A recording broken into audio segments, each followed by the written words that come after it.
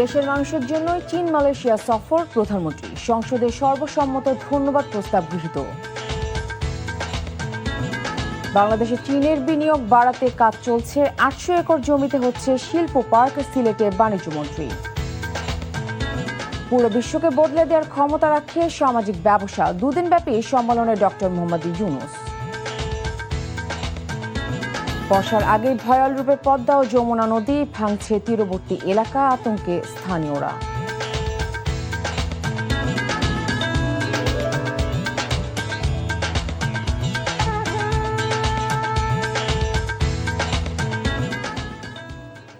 আসসালামু আলাইকুম, নাফিসা তাবাসসুম স্বাগত জানাচ্ছি এনটিভির দেশের খবরে। ক্রাউন সিমেন্ট শিরোনাম দেখছিলেন, জানাবো পুরো খবর। প্রধানমন্ত্রী তারেক রহমানের মালয়েশিয়া ও চীন সফরকে পররাষ্ট্রনীতিতে নতুন দিগন্তের সূচনা ও অভূতপূর্ব সাফল্য অভিহিত করে জাতীয় সংসদে সর্বসম্মতিক্রমে ধন্যবাদ প্রস্তাব গৃহীত হয়েছে। স্থানীয় সরকার মন্ত্রী মির্জা ফখরুল ইসলাম আলমগীর সংসদে এই প্রস্তাব উত্থাপন করলে তাতে সমর্থন দেন বিরোধী দলীয় নেতা ডক্টর শফিকুর রহমান।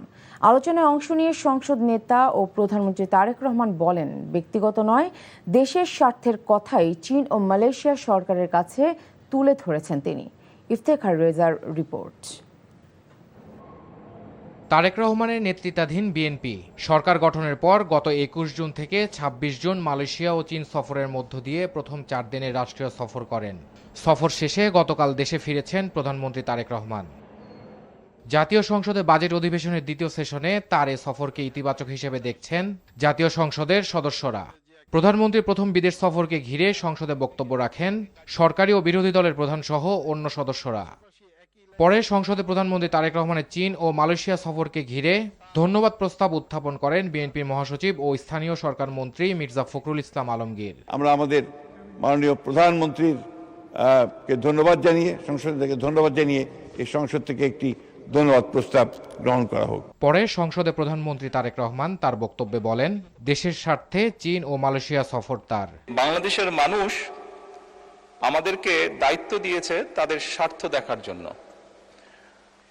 আমাদের দলের অবস্থান থেকে আমরা একটি স্লোগান ব্যবহার করি, সেটি হচ্ছে যে বাংলাদেশ ফার্স্ট বা বাংলাদেশ প্রথম।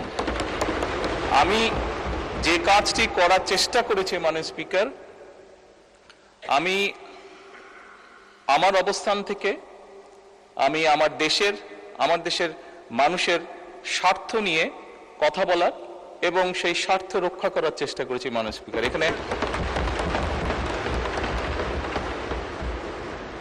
এখানে আমাদের কারোরই কোনো ব্যক্তিগত কোনো বিষয় নেই। এটি যদি কোনো কিছু অর্জন হয়ে থাকে, ভালো কোনো কিছু অর্জন হয়ে থাকে, এটি বাংলাদেশের অর্জন।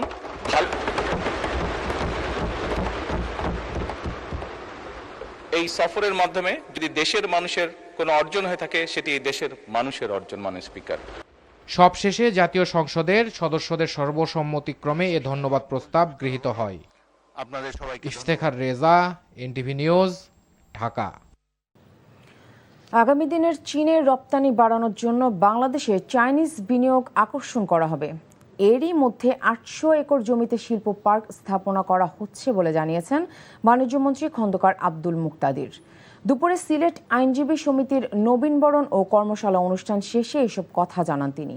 বাণিজ্যমন্ত্রী বলেন, প্রধানমন্ত্রী চীন সফরের ফলে আগামীতে বিপুল চাইনিজ বিনিয়োগ আসবে, ফলে বাণিজ্য ঘাটতিও হ্রাস পাবে। এছাড়া চীন মিয়ানমার করিডোরে বাংলাদেশ যুক্ত হলে ২৪ ঘন্টায় বাংলাদেশ থেকে চীনে পণ্য পৌঁছানো যাবে, ফলে বিনিয়োগ অবশ্যই বাড়বে।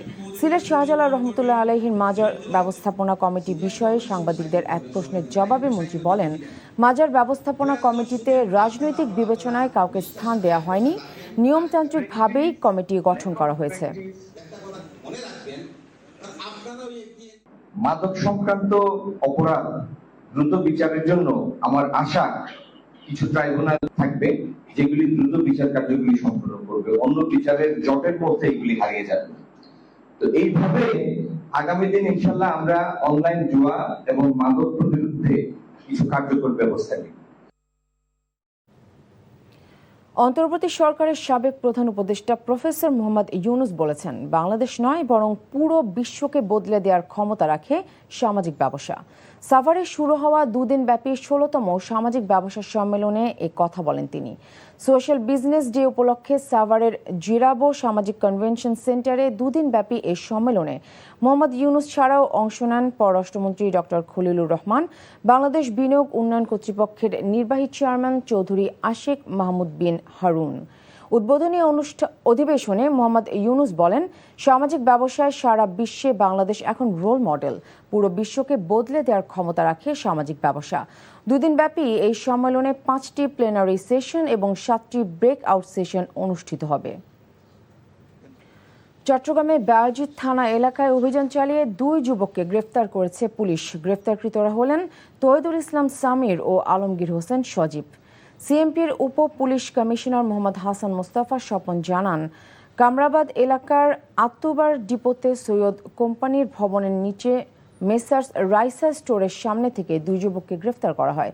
পুলিশের দাবি, গ্রেফতারকৃতদের কাছ থেকে একটি কালো হ্যান্ডব্যাগে রাখা একটি দেশীয় তৈরি শটগান এবং 5 রাউন্ড কার্তুজ উদ্ধার করা হয়েছে। এ ঘটনায় বায়েজিদ বোস্তামি থানায় অস্ত্র আইনের মামলা দায়ের করা হয়েছে।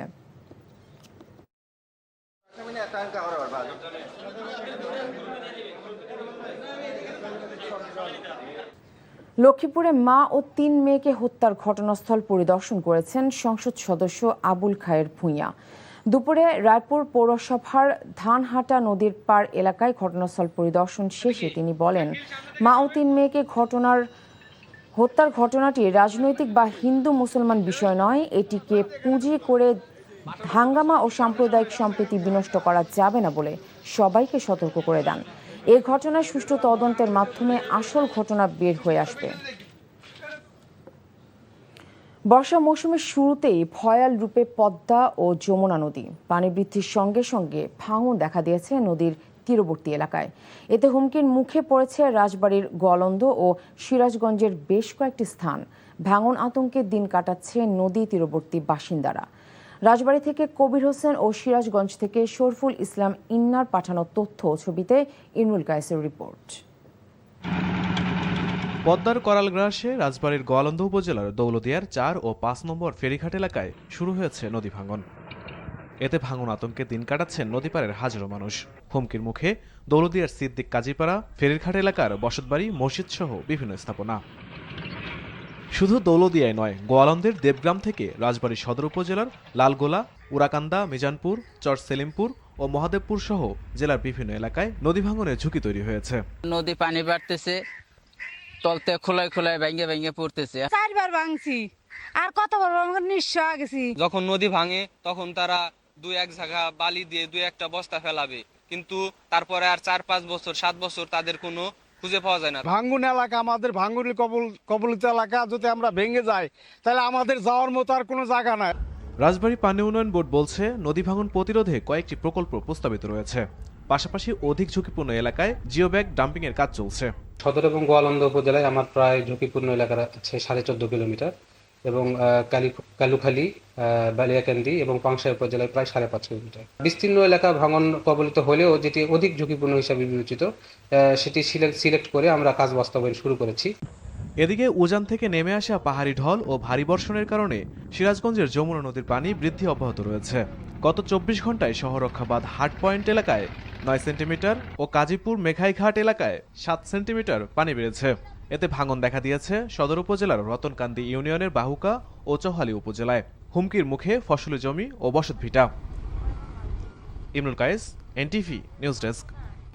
গাজীপুরের শ্রীপুরে একটি পোশাক কারখানার শ্রমিকদের সাথে পুলিশের ধাওয়া পাল্টা ধাওয়ার ঘটনা ঘটেছে। সকালে উপজেলার তেলিহাটি ইউনিয়নের টেপির বাড়ি গ্রামের ওই কারখানার সামনে এই ঘটনা ঘটে। শ্রমিকেরা জানায়, গত বুধবার রাতে শিফটে কাজ করার সময় লিজা বেগম নামে এক শ্রমিক অসুস্থ হয়ে মারা যায়। এ ঘটনার বৃহস্পতিবার শ্রমিকরা কাজ বন্ধ করে অ্যাসেম্বলি পয়েন্টে এসে বিক্ষোভ করে। পরে কারখানা কর্তৃপক্ষ ওই দিনের জন্য সাধারণ ছুটি ঘোষণা করে এবং আজ কারখানায় আসতে বলে। আজ সকালে সহকর্মী লিজার মৃত্যুতে শোকসভা ও দোয়ার আয়োজন করা হয়।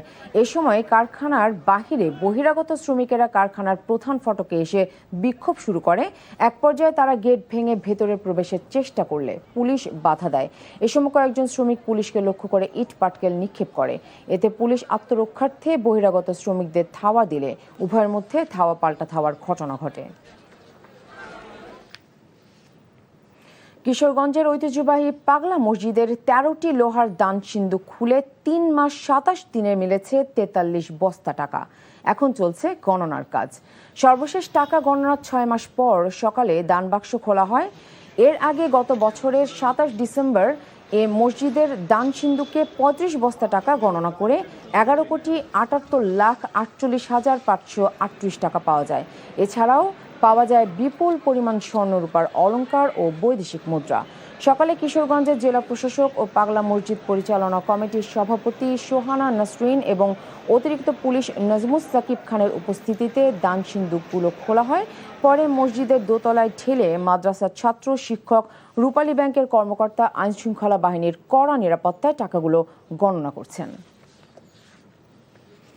পরিবেশ, বন ও জলবায়ু পরিবর্তন মন্ত্রণালয়ের প্রতিমন্ত্রী লায়ন ডক্টর শেখ ফরিদুল ইসলাম বলেছেন, নদী পারাবারে মোংলা বন্দর, ইপিজেড ও শিল্পাঞ্চলের কর্মজীবী মানুষের দুর্ভোগ এবং দুর্ঘটনা এড়াতে মোংলা নদীতে 24 ঘন্টা ফেরি সার্ভিস চালু করা হয়েছে। 2003 সালে মোংলা নদীতে ফেরি চলাচল শুরু হয়। তখন থেকে শুধুমাত্র জোয়ারের সময় ফেরি চলত, বাকি সময় ফেরি বন্ধ থাকতো। তাই এখন থেকে 2টি ফেরি 24 ঘন্টা চলাচল করবে। বলেন, ফুল টাইম ফেরি চলাচল শুরু হওয়ায় জয়মনির খাদ্য গুদাম থেকে পণ্য পরিবহন সুবিধা হবে। এছাড়া মোরেলগঞ্জ, শরণখোলা ও রামপালের মানুষের যাতায়াত সহ কৃষি পণ্য পরিবহন সহজতর হবে। এর ফলে এই ফেরি সার্ভিসটি লাভজনক হয়ে উঠবে বলেও জানান মন্ত্রী। সকালে স্থানীয় বন্দর বাস স্ট্যান্ড সংলগ্ন ফেরিঘাটে ফুল টাইম ফেরি সার্ভিসের উদ্বোধনী অনুষ্ঠানে তিনি এসব কথা বলেন। নানা আনুষ্ঠানিকতায় সাভারে নবীন শিক্ষার্থীদের বরণ করেছে ইস্টার্ন ইউনিভার্সিটি। ইস্টার্ন ইউনিভার্সিটির উপাচার্য প্রফেসর ডক্টর ফরিদ আহমদ সোবহানির সভাপতিত্বে অনুষ্ঠানের প্রধান অতিথি হিসেবে ছিলেন নর্থ সাউথ ইউনিভার্সিটির ইতিহাস ও দর্শন বিভাগের অধ্যাপক ডক্টর সলিমুল্লাহ খান। বিশেষ অতিথি ছিলেন ইস্টার্ন ইউনিভার্সিটির বোর্ড অফ ট্রাস্টিজের চেয়ারম্যান ব্যারিস্টার শফায়েত মোহাম্মদ রাজু। অনুষ্ঠানে শিক্ষার্থীদের শৃঙ্খলা, সমালোচনামূলক চিন্তাশক্তি এবং নেতৃত্বের গুণাবলী অর্জনের গুরুত্ব তুলে ধরেন বক্তারা। রংপুর নগরীর আলমনগরে আটকে পড়া পাকিস্তানিদের ক্যাম্পে হামলা এবং মারামারির ঘটনা ঘটেছে। এতে বেশ কয়েকজন আহত হয়েছে। এ ঘটনায় 4 জনকে গ্রেফতার করা হয়েছে।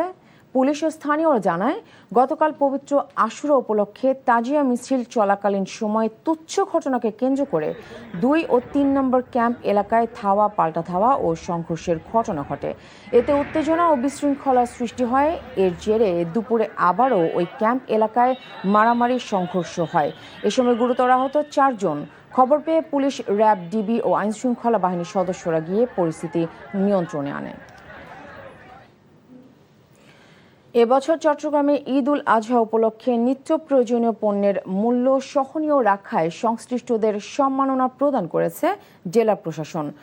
সকালে চট্টগ্রাম সার্কিট হাউসের সম্মেলন কক্ষে এই উপলক্ষে আয়োজিত অনুষ্ঠানে অন্যান্যদের মধ্যে উপস্থিত ছিলেন বিভাগীয় কমিশনার ডক্টর মোহাম্মদ জিয়াউদ্দিন, জেলা প্রশাসক মোহাম্মদ জাহিদুল ইসলাম মিয়া। অনুষ্ঠানে ফেস্টিভ্যাল সেল কর্মসূচি বাস্তবায়নে অবদান রাখা ব্যক্তি ও প্রতিষ্ঠানের হাতে সম্মাননা স্মারক তুলে দেওয়া হয়। শেরপুরের শ্রীবরদী উপজেলার ডুমুরতলা বিট এলাকা থেকে জয়নাল নামে একজনের মরদেহ উদ্ধার করেছে স্থানীয় এলিফ্যান্ট রেসপন্স টিম। স্থানীয়রা জানায়, শুক্রবার বিকেলে জয়নাল লাকড়ি সংগ্রহ করতে গারো পাহাড়ে প্রবেশ করে। তারপর সে বাড়ি ফিরে আসেনি। পরিবারের লোকজন শনিবার সকালে বনে খুঁজতে বের হলে তার মরদেহ উদ্ধার করে। ধারণা করা হচ্ছে, বন্য হাতির পায়ে পিষ্ট হয়ে জয়নালের মৃত্যু ঘটেছে। নিহত জয়নালের বাড়ি জামালপুরের বকশীগঞ্জ উপজেলার কামালপুরে।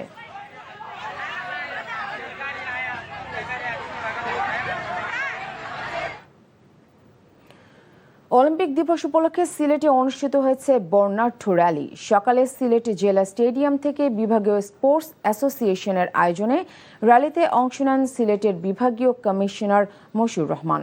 সিলেট উন্নয়ন কর্তৃপক্ষের চেয়ারম্যান রেজাউল হাসান কায়েস লদি সহ বিভিন্ন বয়সী খেলোয়াড়রা।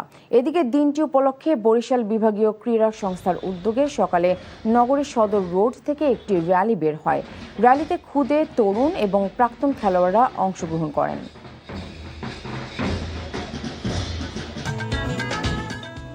এই ছিল দেশের খবরে। এই খবরের ভিডিও শো আপডেট জানতে ভিজিট করুন এনটিভি অনলাইন www.ntvbd.com।